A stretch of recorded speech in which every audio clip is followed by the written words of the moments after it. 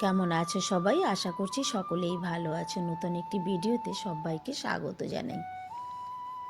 মাঘ মাস, মাঘ মাসের প্রায় প্রায় আধা আধি হয়ে এসেছে। বেশ কিছুদিন থেকেই ভাবছি ডালের বড়ি দেব। তার কারণ ঘরে কিন্তু একটা বড়িও নেই। গত বছর 2 কিলো ডালের বড়ি দিয়েছিলাম, সমস্ত বড়িগুলোই কিন্তু নষ্ট হয়ে গেছিলো। তার কারণ দিল্লিতে অত্যাধিক ঠান্ডা পড়ে, প্রত্যেক দিন রোদ ওঠে না। এই জন্য মৌসুমের কোনো ভাবই বুঝে উঠতে পারাটাই মুশকিল হয়ে যায়। 2-3 দিন হয়ে গেল ঘরে এই ডাল এনে রেখেছে, ভাবছি আজ কাল, কিন্তু আজকে রোদ হচ্ছে, কাল আবার মেঘ হচ্ছে। হঠাৎ করে কিন্তু 2-3 দিন ওয়েদার অনেকই খারাপ ছিল, বৃষ্টি হলো, মানে একদম রোদের দেখা ছিল না। কিন্তু গতকাল দেখলাম বেশ ভালো রোদ উঠেছে। সকাল থেকে অনেকক্ষণ অপেক্ষা করলাম যে কি করা যায় বলি, ভাবছি। ওর বাপিকে জিজ্ঞাসা করলাম, আমাকে বলল যে না, এক্ষুনি কিন্তু তুমি ডাল ভিজাবে না, কারণ ওয়েদারে দেখাচ্ছে এখনও আরও একটা সপ্তাহ কিন্তু বৃষ্টি আছে।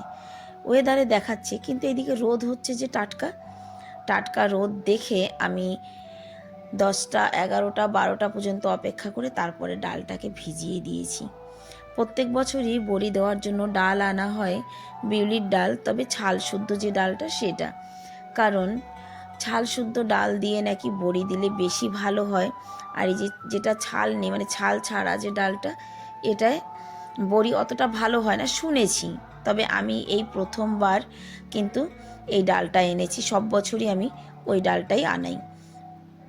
সত্যি কথা বলতে এত জল ঠান্ডা, মানে ট্যাঙ্কির জল এত ঠান্ডা, আর ঘুরে ফিরে এসে কয়েকটা দিন জলের কাজ করে আমি সত্যি অসুস্থ হয়ে পড়েছিলাম। সেই কারণেই আমি এই ডালটা আনিয়েছি, যে অতক্ষণ বসে জল ঘেঁটে আমি ডাল ধুতে পারবো না। সকাল 11টার সময় ডালটা ভিজিয়েছিলাম, আর এখন সন্ধে 7টা। এখন আমি ডালটা দেখলাম যে বেশ ভালোই ফুলে উঠেছে। তো ডালটাকে এখন আমি মিক্সিতে, দেখো এই যে এইভাবে পেস্ট বানিয়ে নিলাম। কথার মানে কন্টিনিউ 7-8 ঘন্টা ভিজতে দিয়েছি। তারপরে এই দেখো পেস্টটা কিন্তু আমি একদম মানে জল দিইনি। পেস্ট করার সময় ডালের সঙ্গে যতটুকু জল উঠেছে ততটুকু জল দিয়ে ডালটা পেস্ট করেছি। কারণ কি, এটা তো আমি রাতভরের জন্য ছেড়ে দেব, তা না হলে আবার একদম নরম হয়ে যাবে। আর অনেকটা নরম হলে কিন্তু বড়ি দিতে সত্যি মানে অসুবিধা হয়ে যায়। আর এদিকে ডালটা সুন্দর করে আমি পেস্ট করে নিলাম। সারা রাতের জন্য কিন্তু এই ডালটাকে আমি রেখে দেব। আর এদিকে ওর বাপিকে বললাম যে কুমড়োটা কেটে দাও, কারণ কি অত বড় একটা কুমড়ো আমি তো কাটতে পারবো না। তো ওর বাপিকে দিয়ে আমি কুমড়োটাকে কাটতে বললাম যে কেটে দাও, তারপরে সুন্দর করে ছাল ফেলে দাও। আর কুমড়োটাকে হাতে মানে কাদ্দুকাশ করে রেডি করে নিতে হবে, সেই জন্য। তো ওর বাপি কুমড়োটাকে কাটলো, কেটে পিস পিস করে ছাল ফেলে দিয়েছে। আর দুজনে মিলেই কিন্তু এই যে দেখো, এই কি বলে এটাকে, আলু পেঁয়াজ আদা যেটা দিয়ে ঘষা হয়, এটা দিয়ে সুন্দর করে এই যে ঘষে নিচ্ছি। কারণ কুমড়োর থেকে তো প্রচুর জল বেরোবে। এটা রাতের বেলা করে না রাখলে কিন্তু মানে একেবারে সদ্য করে কিন্তু বড়ি দেওয়া যায় না। যেটা আমি আমার ঠাকুমাকে দেখেছি মানে এইভাবে বড়ি দিতে, বা কাকিমা জেঠিমা মা যাকেই দেখেছি, তাদের যেভাবে দেখেছি আমি কিন্তু ঠিক সেই রকমই করে কাজ করার চেষ্টা করছি। আর খানিকটা আমার শাশুড়ি মায়ের কাছে শুনেছি। সবার মধ্যে তো বড়ি দেওয়া নেই, তবে আমার শ্বশুরবাড়িতে বড়ি দেওয়াটা আছে। তো শাশুড়ি মা থাকতে থাকতে ওনাকে জিজ্ঞাসা করে রেখেছিলাম যে বড়ি দিতে হলে কি করে দিতে হবে। তো উনিও আমাকে যেভাবে বলেছেন আমি কিন্তু ঠিক সেইভাবেই চেষ্টা করছি দেওয়ার। তবে বড়ি এই বছর যে প্রথম তা নয়, আমি কিন্তু প্রত্যেক বছরই বড়ি দিই। তবে ওই যে দুর্ভাগ্য, যে দিল্লির ওয়েদারটা কিছুতেই বুঝে উঠতে পারি না, যে আজ এই রকম আছে, কাল কি হবে কে জানে। এই করে করে কিন্তু কয়েক বছরই আমি বড়ি দিয়েছি আর নষ্ট হয়েছে, মানে শুকাতে পারিনি। শুকাতে না পারলে যা হয় তাই, যে বড়িগুলো নষ্ট হয়ে যায়। কয়েকটা দিন ঘরে রেখে রেখে তারপরে ফেলে দিতে হয়। টাটকা রোদে বড়ি না শুকালে কিন্তু বড়ি ভালো হয় না। যতটা আমি জানি যে এক রোদে যদি বড়ি শুকানো হয় সেই বড়িটা বেশি ভালো হয়।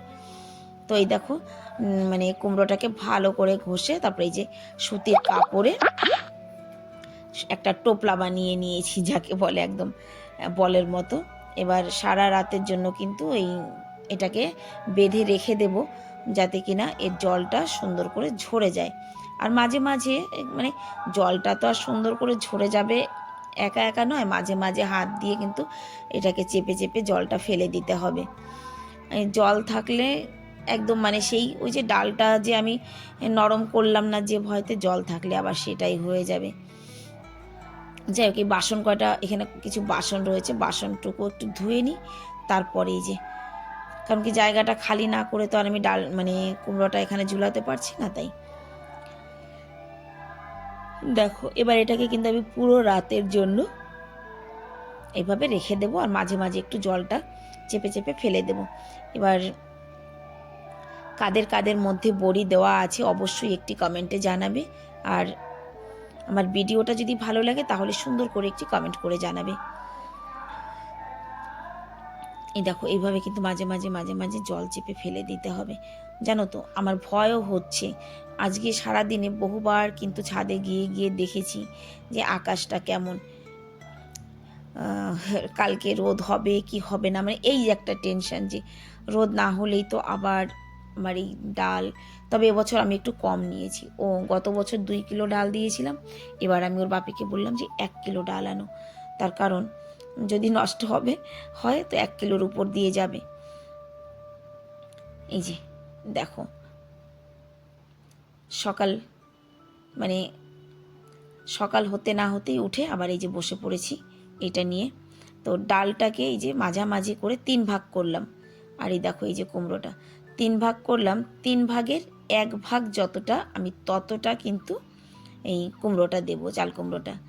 কারণ 3 ভাগের 1 ভাগ কুমড়ো দিলে পরে নাকি মানে একদম ঠিক ঠিক হয়। আবার কুমড়োটা যদি বেশি হয়ে যায় তাহলেও কিন্তু বড়ি ভালো হবে না, বড়ি টক হয়ে যাবে, শক্ত হয়ে যাবে, খেতে ভালো লাগবে না, মানে এর একটা যে মাপ আছে আর কি। আবার আমি অনেককে দেখেছি কুমড়ো ছাড়াই বড়ি দেয়, কিন্তু কুমড়োটা না দিয়ে বড়ি দিলে না ঠিক ভালো হয় না, আমার মনে হয় অতটা ভালো হয় না। এদিকে দেখো আমি কুমড়োটা দিয়েছি, আমার বর আবার আমাকে বলছে কম হয়ে যাবে, আর একটু দাম না, বেশি হয়ে গেলে ভালো হবে না, একটু কম হলে ঠিক আছে, কিন্তু বেশি হলে আবার সেটা অন্যরকম হয়ে যায়, বড়িটা ভালো হয় না। আর এই যে কিছুটা কালো জিরে এর মধ্যে দিয়ে দিচ্ছি, আর দেব নুন। আবার অনেককে আমি দেখেছি মানে আলাদা করে পেঁয়াজ দিয়ে, কুমড়োর জায়গায় পেঁয়াজ কুচিয়ে পেঁয়াজ দিয়েও কিন্তু বড়ি দেয়। আমি গত বছর দিয়েছিলাম কিন্তু খেতে পারিনি, ওই যে বললাম যে 2 কিলো ডালের বড়ি নষ্ট হয়ে গেছে। নুনটা মানে পরিমাণ অনুযায়ী দিয়ে দিয়েছি, আর এর সঙ্গে দেখো সামনে একটা পাত্রে কিন্তু আমি জল রেখেছি। আর এই যে ডাল আর কুমড়ো এই দুটোকে যত ভালো করে ফ্যাটানো হবে বড়িটা কিন্তু ততই হালকা হবে, তত ভালো হবে। জানো তো হাত দুটো আমার ঠান্ডা, একদম কনকন করছে, কারণ এখন বাজে সকাল 8টা, আর 8টার সময় মানে চা খেয়েই বসে পড়েছি কিন্তু বড়ি মানে এটা রেডি করতে। আমি ডালটা ফ্যাটাচ্ছি, আর ওর বাপিকে বললাম যে জল গরম দিয়েছি, তুমি তাড়াতাড়ি স্নান করে নাও। এই যে দেখো সামনে যে পাত্রে জলটা নিয়েছিলাম, এখানে না মানে ভিডিওটা ঠিকঠাক মতো হয়নি, ওই জলের মধ্যে ডালটা ছেড়ে দিয়ে দেখতে হবে যে ঠিকঠাক ভেসে উঠছে কি না। যদি ডালটা সঙ্গে সঙ্গে ভেসে ওঠে তাহলে ভাববে যে হ্যাঁ তোমার ডালটা ফ্যাটানো ঠিক আছে বা সুন্দর করে ফ্যাটানো হয়েছে। ওর বাপিকে স্নান করতে পাঠিয়েছিলাম, উনি স্নান করে পুজো দিয়ে তারপরে আগে 5টা বড়ি আলাদা করে দিয়ে নিয়েছেন, যেটা আমার শাশুড়ি মা আমাকে বলেছিলেন যে বড়ি যখনই দেবে প্রথমে 5টা বড়ি আলাদা করে দিয়ে নেবে, মানে পূর্বপুরুষের নাম নিয়ে 5টা বড়ি আগে দিয়ে নেবে। তো সেটা ওর বাপি করে দিয়েছে, আর এই যে আমি চলে এসেছি বড়ি দিতে একেবারে উপরে, ছাদের উপরে মোমটিতে। এর আগের ভিডিওতে তোমরা দেখেছো আমি এই জায়গাটা পরিষ্কার করেছি, ধুয়েছি, কারণ ছাদে মানে এই মোমটির উপরে যে জায়গাটা এটা তো আমাদের কোনো কাজে ইউজ হয় না, বলতে যত ভাঙা চোরা লোহা লক্কর যা কিছু সব কিছুই উপরে ফেলে রাখা হয় জলের ট্যাঙ্কির কাছে। আর আমার ছাদে সারা দিনে কিন্তু রোদ তেমন পায় না বা রোদ হবে না, সেই জন্য কিন্তু এই জায়গাটা পরিষ্কার করা হয়েছে বড়ি দেওয়ার জন্য। তো এই দেখো আমি বড়ি দিয়ে দিয়েছি, কমপ্লিট হয়ে গেছে 9:30টার মধ্যেই। বড়ি দেওয়াটা কেমন হয়েছে অবশ্যই একটু কমেন্ট করে জানাবে।